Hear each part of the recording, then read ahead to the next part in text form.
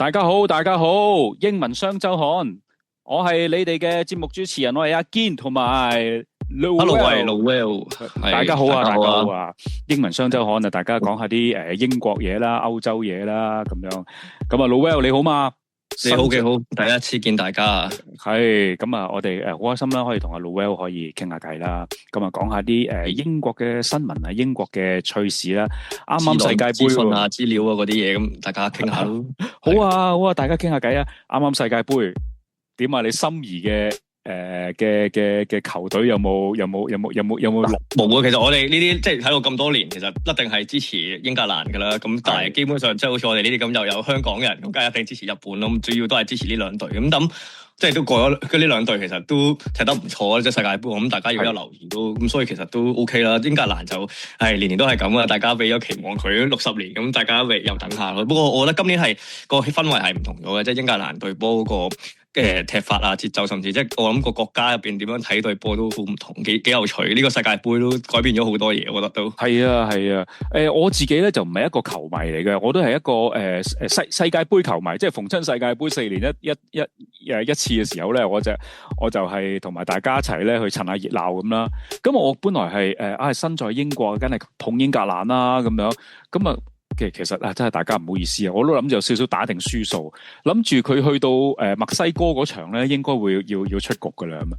嗰場就慘啊！嗰場我哋落去啲酒吧睇嘅，跟住但係哇，佢延遲咗1個鐘啊嘛，又要 delay 多1個鐘，哇！真係等到好辛苦嗰個凌晨，因為英國咧好少有機會凌晨睇波嘅，即係基本上冇可能。即係呢啲係香港，我哋就慣咗1-2點睇。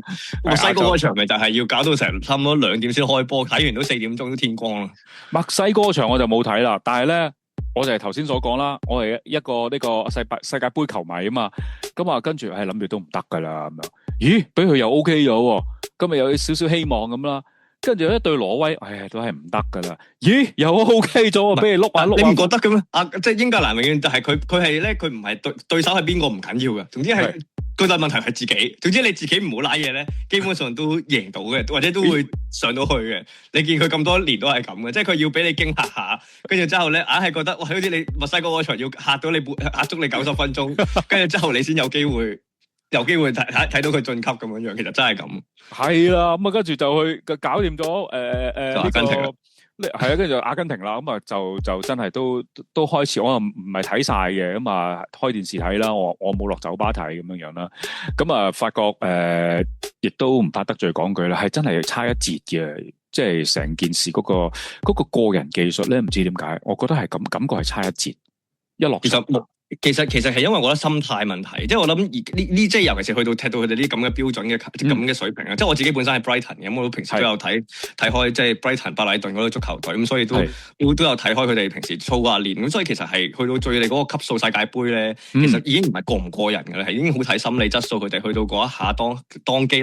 斷，無論領隊無論啲球員可唔可以即係嗰一刻集中精神，或者唔好俾嗰啲即係心理質素影響到，其實嗰個係先係最重要，反而個人技術呢啲，你踢開波，其實你都唔會因為傳錯傳失一個傳唔傳到一句波而你會擔心，反而係真係嗰一下你有冇個信心去贏入一球波，定係你有信心去守一球波？呢個我覺得呢個就係英格蘭點解會成功與失敗都係呢個問題。嗱，講起呢個守一球波咧，你點睇佢個教練領隊啊？真係好多人都我覺得其實我覺得即係我哋自己睇又好難解釋，我哋球迷有時好容易當咗好多可能球迷睇波賭波，或者可能我哋平時情感問題啊，係啦。但係其實如果你係個領隊，其實你嗰一刻你贏嘅一球對住阿根廷，其實你叫佢點樣改，即係我哋可以好多馬後炮，嗰下我都有鬧到出嚟，或者大家啲球迷覺得點解會咁？但係其實你諗翻轉頭，其實你係佢，其實佢已經做咗佢可以做到嘅嘢，其實都好難去話俾佢聽，即係話你唔攻啊，你唔守啊，其實冇嘅。你嗰下其實你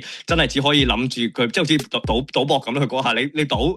我攻，我可能輸多球；我守，可能我就可能守到完場。咁佢唔好彩啦，即係呢個就真係最尾10分鐘咁冇計。即係呢個就時也命也。咁呢個亦都係我覺得好多時候要理解嘅就係呢個就運動嘅一部分，足球一部分。即係我諗好多球員、球迷啦，即係睇波就係睇贏波，阿仙奴、曼聯或者啲西巴西嗰啲大名氣多啲，又贏多啲。但係其實去到某個水平，其實就係話，其實你輸波係日常嘅嘢，輸波都係一個足球嘅一部分。咁所以其實都要面對呢樣嘢咯。我覺得呢個係幾有趣嘅。同埋今年即係我覺得英格蘭嘅球迷係質素係好咗好多，即係。就算輸波都好，大家都會鬧下勝，跟住講勝。但係去到最尾，其實佢哋係好 supportive 嘅。今年尤其是以前，即係冇搞事啦。都有嘅，即係呢啲一定會有。但係起碼佢哋以前可能會好嚴苛咁樣去對碧咸啊、對諾尼或者對一啲英格蘭嘅國家隊嘅球員，我覺得佢哋唔盡力啊勝。但係今年其實你見到，即係無論你睇波嘅人，你睇到佢哋幾盡力、幾用心，出晒汗又好，佢哋有佢嘅質素，甚至即係佢哋去到最尾，哇！嗰一兩場、兩三場，其實贏到。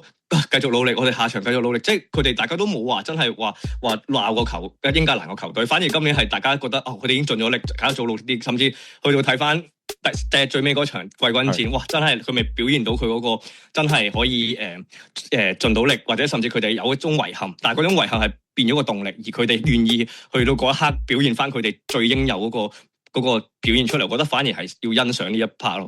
反而身為球迷嘅你咧，你收唔收貨先？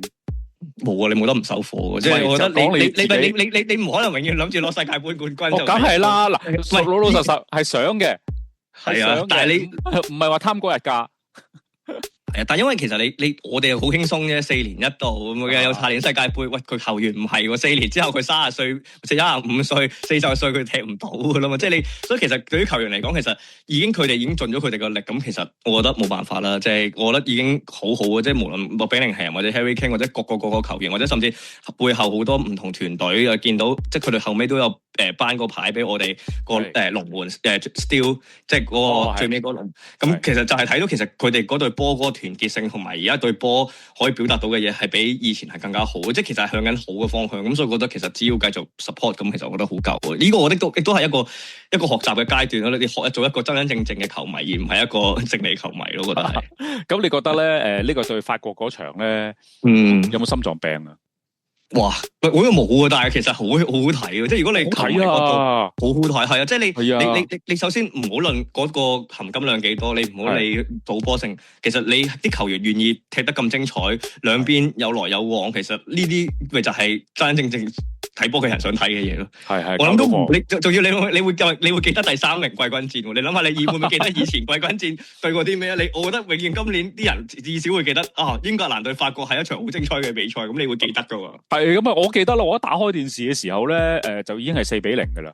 咁哇，已經4-0，我心諗，我仲同個女講，哇，當人哋魚腩咁樣，冇搞錯啊嘛！我沖涼先啊，咁啊，跟住你睇住先。今日沖一個涼啫，有幾耐啊？咁啊，出翻嚟嘅時候。有兩球啊！係啊，出翻嚟問阿女點啊？而家4-2啊！我話點解會咁樣噶？開始好睇啦，4-2啦，咁樣睇住唔係啊話咁樣俾人哋追翻上嚟。咁啊，有啲人咧就同我講過話，喂，唔使咁緊張啊，堅友誼賽嚟嘅啫，基本上大家 hea 踢嘅季軍戰。我話唔係，你當佢 hea 踢又好，你當佢友誼賽點都好，我作為一個旁觀者，我覺得係好睇，係咁簡單先。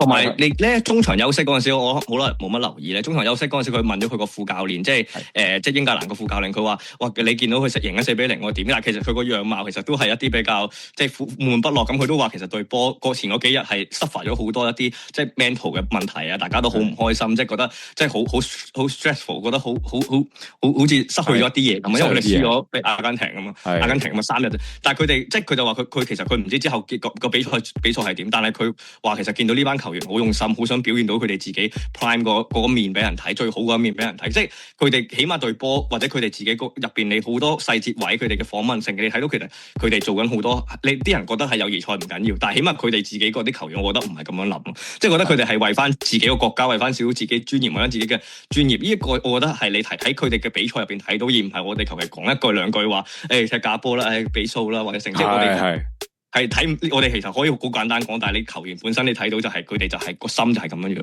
係好睇好睇。同埋咧有兩個睇法咧。我首先講我自己啦，我覺得咧對唔住啦，去到阿根廷嗰度咧就應該係止步，因為真係唔夠人哋踢。咁啊，就算俾你符碌贏咗阿根廷，俾你你都去唔到西班牙，都過唔到西班牙。嗱，我又冇咁肯定嘅，我覺得波係圓嘅，因為真係你好難講。去到我都話，即係已經唔係技術嘅問題。你去到決賽，當然即係你如果你睇翻而家西班牙真係值得攞冠軍嘅，但係我又好難講嘅，即係有時候我覺得即係就係咯，你永遠冇發生嘅嘢，我就唔會再去 predict 究竟佢會唔會。但係我覺得其實唔可能冇可能嘅，因為我覺得真係波係圓嘅，你太多嘢可以發生。嗱咁啊，另外咧有朋友就同我講，佢話唔係，如果俾佢過咗阿根廷咧，佢都係可以過到西班牙嘅，因為咧佢阿根廷都贏到咯，係咪先？如果假設咁樣計，同埋咧當晚咧阿根廷對呢個西班牙咧，兩個都前半場咧都好守勢嘅，都悶賽啊嘛，大佬都真係驚嘅。你做球證你都手震啦，何況你個球員出去踢。係啦，咁啊跟住咧話，如果呢一種踢法咧，可能咧呢個英格蘭咧對西班牙咧，可能有唔同咁講法嘅喎，可能穩守突擊嘅時候咧，係俾英格蘭係執到死雞嘅喎，即係俾佢穩守一個長傳就過去咁樣。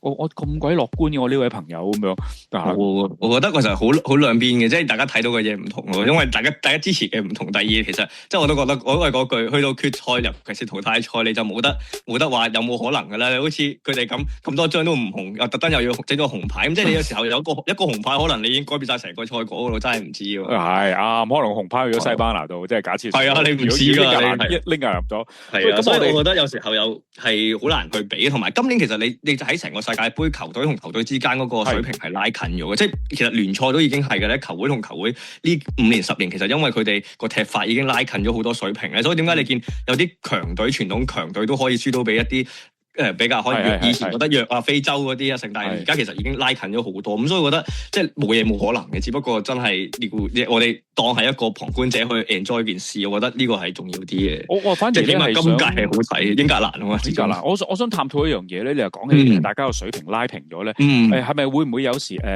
個領隊啦，可能大家咧有一啲其他以前叫做弱隊啦，佢係請咗一啲好嘅教練啊，真係可以將成個球隊提升啦。而第二樣嘢咧，譬如我想去問下咧，喺英格蘭嘅青訓咧，佢做成點嘅咧？會唔會係將自己每一個人嘅個人技術再去提升咧？因為我純粹唔係呢個，因為呢個 topic 就好大嘅，但係可以簡單講嘅咧，係少少就係話咧，因為其實以前你10幾20、30年前，可能以前啲球隊比較強嘅球隊，其實就已經壟斷咗個資源啊嘛。但係其實起碼5年咧，起碼至少5年10年，其實好多球會已經開始有錢啦。咁其實好多資源上面，尤其是而家呢幾年最多，我哋自己 Brighton 白禮頓嗰隊波都係，即係用咗好多 data 啦、數據啦、資料分析啦，跟住你會好多physio 好多人幫手做康復啦，即係好多各樣各樣呢啲嘢加埋啊，青訓嗰啲你點樣去唔同地方去揾一啲即係啱自己嘅球員，尤其是唔同國家嗰啲，其實你而家已經同以前好唔同，就係而家成熟咗好多。你以前可能仲要好貴請一個人去做好多唔同嘅嘢，而家已經有好大嘅，即好似讀大學咁，你已經好多人讀過大學啦。咁你嗰啲人已經可以去到個水平去 support 到好多更加多嘅唔同嘅中小型球會，咁好多。中小型球會呢10年8年咪就係埋大家嘅拉近咗咯，即係資源拉近咗，球員個能力拉近咗，大家都知道點樣踢啦。因為你而家都冇秘密㗎啦，大家你點？你而家開個 AI，開個電腦做 research，根本上你要有嘅已經有晒。咁所以其實你見就係話，無論領隊又好，無論球員都好，無論個球會都好，其實大家喺每個部分好多細節位度其實係 improve 緊上去。咁所以點解話啲球會同球會之間拉近咗咁解？已經唔係錢嘅問題，而係即係本身可能 knowledge 上面嘅嘢啦、踢法上面嘅嘢啦，想法啦嚇。係啊，經驗上面嘅嘢，或者你睇到哇，前幾年原來有啲球隊咁樣成功，咁好多而家好容易就可以 copy and paste 㗎啦嘛，即係冇話 copy and paste 啦，即係起碼用佢哋個方法，即係一個方法容易揾到係，甚至仲要平咗喎。即係你以前可能要請100個唔同嘅球探，你而家唔使，可能你只要每個地方有10個球探去幫你做數據分析，咁個方法已經唔同咗㗎咯。咁所以就會變到而家拉近咗好多咯。係，我甚至乎咧，我哋劍橋呢邊咧。我見到好多小朋友咧過到嚟咧係即係足球訓練咁樣樣啦，係啊，真係10歲8歲咧都扭得下2下波㗎喎，真係。因為呢度係真係可以係一個職業嚟㗎嘛，就算你好多人，就算你我哋普通人香港人或者正常諗，你踢波一定係做職業球員啦，其實唔係嘅。呢邊好多咧球人咧，即係你可能好多人讀完大學嘅讀 sport science 又好，讀足球又好，其實佢哋未必係想做球員嘅，可能想做 manager，佢可以想做營運球會，佢想做好多唔同嘅 position。position，甚至佢中意踢波，但係佢可以做教練或者做一啲小朋友教練或者做女足，即係而家多咗好多呢啲唔同嘅工作咧。咁其實佢哋個 career 唔一定係話我好波就一定要做全職打做球員。咁所以其實就會有咗好多呢啲咁嘅情況出現咯。咁所以其實係起碼呢個係一個職業先啦。即係就算你見你小朋友咁，你去求其一間學校、大學、小學、中學有咩學校都好，起碼會有一班人係教足球或者去 run 呢啲嘢。咁其實已經係一個產業嚟嘅啦。咁所以其實就會係咁。係你講得啱啊！即係好似一個產業嘅時候咧，個市場大咗啦，容納嘅人多咗啦，呢個咁養活咗啲人咯，係養活咗啲人咧，個水平就會提高。哇，慢慢嘅，即係但不過真係要好慢嘅，即係你好似日本咁都用咗好多年時間，你去到今時今日咁啫，即係就係咯，即係呢啲就係青訓，跟住之後你又係會有好多知識上面嘅嘢，學術上面嘅嘢，甚至你而家即係踢波，你整隻 game 都得㗎，係咪先？你已經可以跳到好遠㗎啦，即係你一個技術嘅嘢可以跳到好遠㗎啦。係好，咁啊，我哋嚟咧聽首歌先嚇，咁啊亦都係阿 Lowell 嚟揀嘅呢隻歌咧，Sarah Bareilles 係咪咁讀啊？係，唔係因為呢首歌係近期聽開，有啲即係比較係個人情感嘅歌嚟嘅，即係所以就睇大家分享下，同埋佢把聲都好靚，我都幾中意佢把聲嗰種少少滄桑啊，同埋首歌有講佢即係嗰種唔完美嘅自己，所以係幾有趣嘅。係，好，我嚟聽首歌先。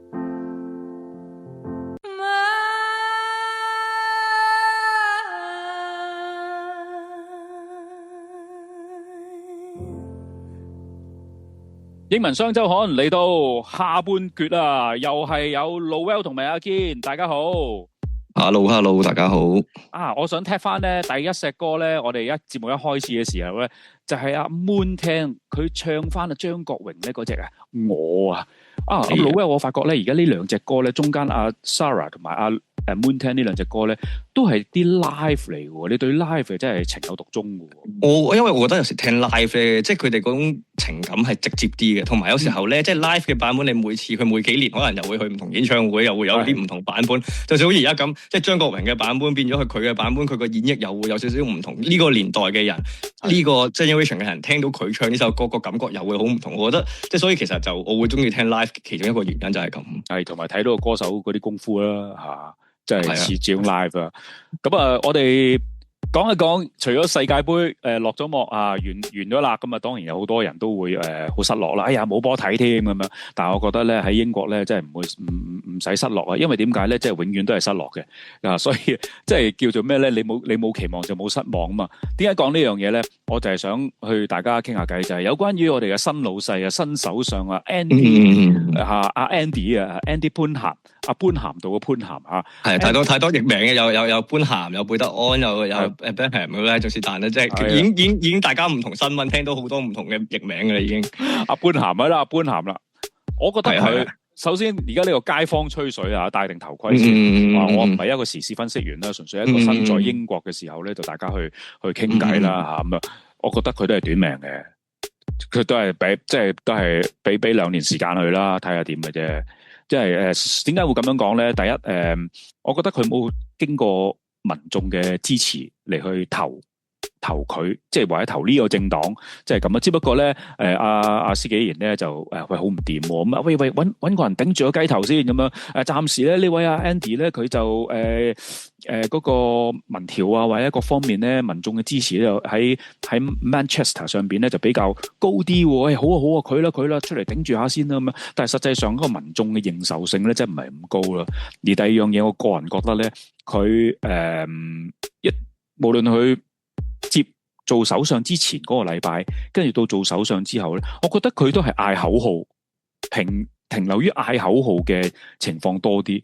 又話北方10號啊，將啲權力下放，咁啊點咧？權力下放，你喺北方上面搞第二個首相辦公室，咁係有助於啲咩咧？咁樣同埋係將曼城管理嗰一套擺落嚟，成個英國係咪又真係得咧？即係你冇實質去講一啲嘢，跟住就一味嗌口號啊！好啊，yo 你啦，好嘢咁啊！大家要團結咁啊，係咪真係解決到咧？嗱，呢個我自己純粹個人睇法啦，你點睇咧，Lowell？我覺得其實好即係我因為我自己本身咧，即係可以講多少少，即係我都有少少即係呢方面嘅，即係讀過下呢一方面嘅了解，咁所以我可能之後可以再補充。但係即係我覺得如果你話短期咁睇咧，其實我覺得佢係短咧就短命就梗㗎啦。但係因為其實你係只不過係個系統上面逼佢短命，即係你好似佢咁而家接任，咁最多都係做2年啫。咁你都唔會，除非佢呢2年突然之間做得好好，改變晒世界環境，改變晒成個英國經濟。如果唔係，其實佢都總之佢只係一個靶。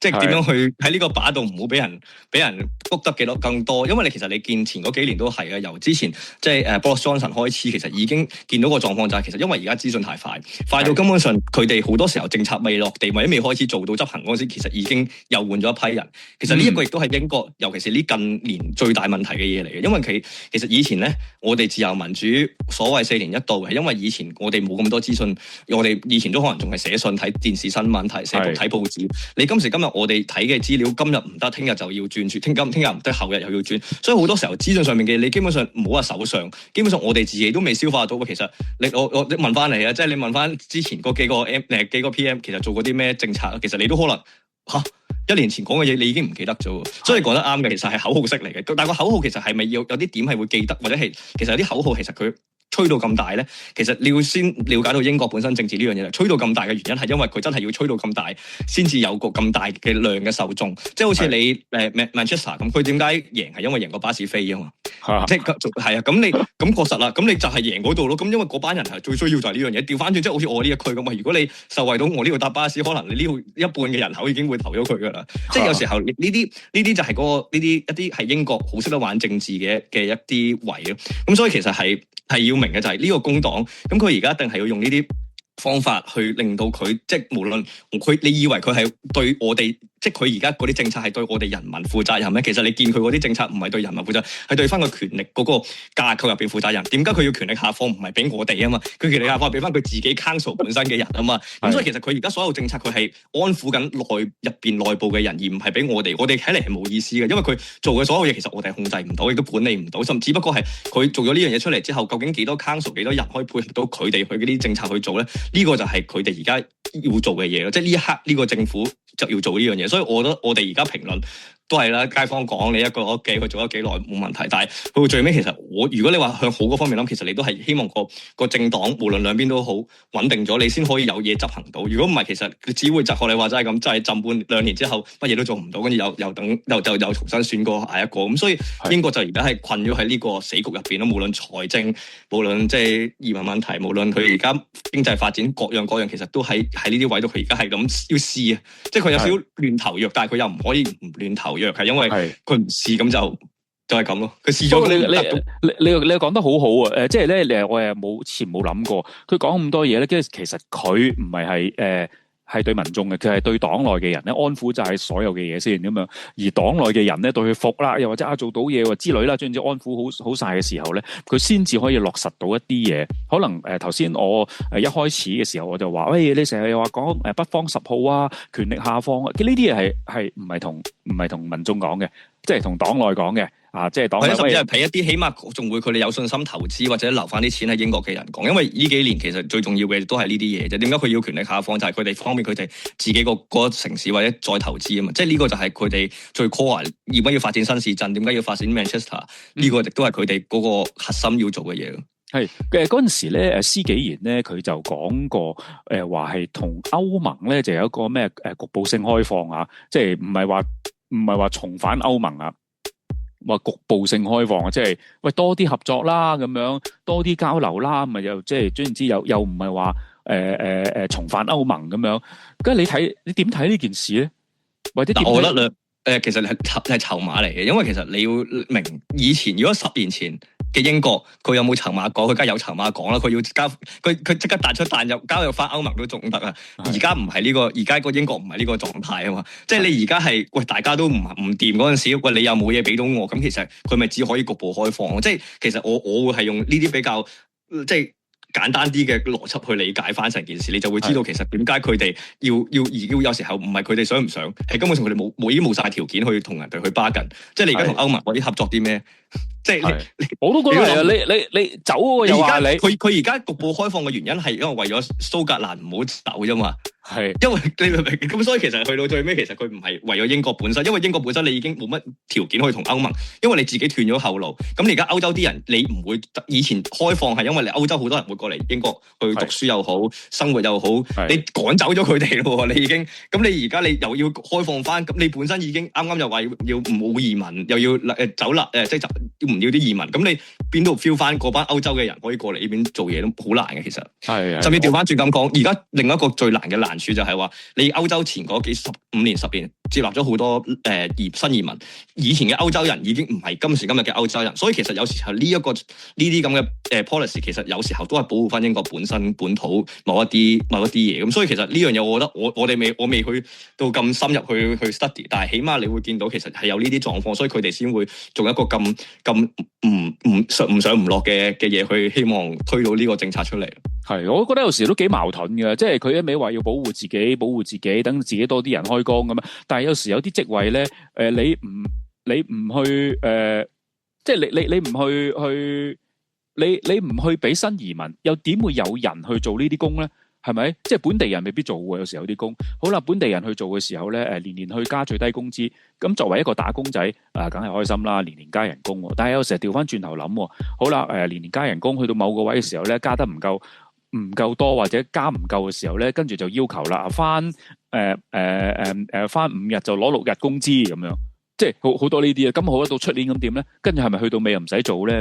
即係我係一個好愚昧咁去諗咯。咁啊啱啊，唔係其實你呢個就係其實好愚昧咁去諗就係啱噶啦，因為其實而家就係解決唔到呢個問題咯。你諗下佢咁樣加下法，你過多幾年，我哋唔需要講咁複雜嘅數據。你過多幾年佢每年加1磅，你過多幾年就20磅一個鐘噶咯喎，真係你即係你件事係唔合理啊嘛！即係做老細點算咧？係咪？即係我都所以咪一個死胡同嘅，大家而家咪就係呢個。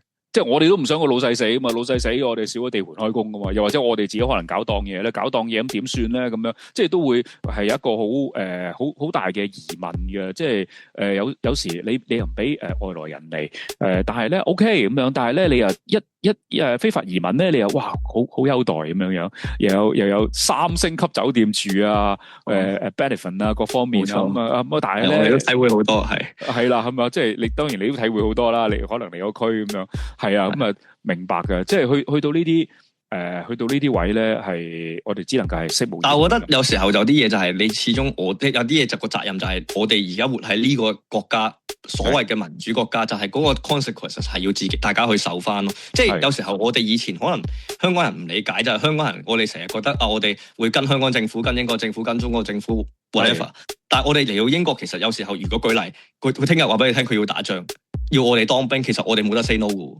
你明唔明？即係我哋有時候都要諗翻，有時候我哋喺呢個國家，我哋要面對緊呢個國家嘅問題嗰陣時，其實我哋其實 suppose 即係我哋就係要接受到我哋嚟到呢度，無論投票又好，無論我哋選擇嚟呢個地方都，呢個就係我哋嘅 consequences 咯。即係呢個就係可能我自己住咗呢個城市，我 consequences 咪就係會有好多難民，會有好多唔同嘅多數族裔，但係同一時間我都享受緊佢嘅福利，就係話其實佢哋對我哋都幾好啊，或者大家都好包容啊。即係呢個就係要去中間度平衡。咁至於而家我哋更加要明白嘅就係呢個係工黨，而工黨佢個方向就一定係行嗰樣嘢包容行先，或者佢個政策，或者佢希望啲社會上面啲嘢係 equal 行先，即係無論我哋嘅資產啦，無論我嘅錢啦，即係當然佢哋都要睇翻啲有錢人嘅，但係起碼佢哋個理念係咁樣行先咯。咁所以我覺得唯有係我哋只可以喺呢個 moment 度頂住先咯，即係起碼咗啦，講嘅公道。係啊，但係問題冇辦法嘅，即係呢個係一個現實咯。即係我哋即係當初冇得講嘅，因為唔係就算唔係你投，唔係我投都好。咁呢個國家嘅人就係咁投啊嘛。但係你又見到嘅喎，當佢投完俾工黨之後，佢哋會想反悔嗰陣時，其實佢哋真係會反悔噶嘛。咁所以你咪見到其實係即係呢個就係自由嘅好處，都係自由嘅壞處咯。即係呢個就係 Twitch 咯，因為大家就好似。咁試完唔得啦，咁我哋就試翻保守黨啦，保守黨唔得，試翻 reform，即係有少少而家係有呢個狀況，你係咯，就係咁咯，唯有係咁。好，我哋嚟到呢度啦，咁啊，我哋聽隻歌先啦，咁啊，節目去到尾聲啦，嗱 ，Noel 多謝你，咁啊，好開心啦，同你傾偈啦，希望咧以後咧英文雙週刊咧每2個禮拜可以同你傾一次偈啦，咁啊，係啊，簡單講下啲資訊，講下啲 update 下都幾好啊。我相信咧好多唔係住喺英國嘅香港人咧，都好想咧了解下咧，哇！呢班香港人啦，過咗呢班 BNO 啊，而家我覺得咧佢哋會都會咁樣叫啊，呢班 BNO 過到嚟你哋搞咩咧咁樣，即係咁都會睇到我哋嘅。如果佢哋有興趣，其實或者有啲乜問題啊，隨便其實大家發問，我哋都可以隨便去一齊傾下，了解下，即係大家都係開開心心咁去了解下個世界發生咩事嘅嘢。係啊，都好噶。好，跟住嚟咧，我哋聽一隻歌咧，就係宋冬野嘅《知道》。咁啊，希望咧2個星期後再同各位見面。多謝大家，好，多謝晒，多謝。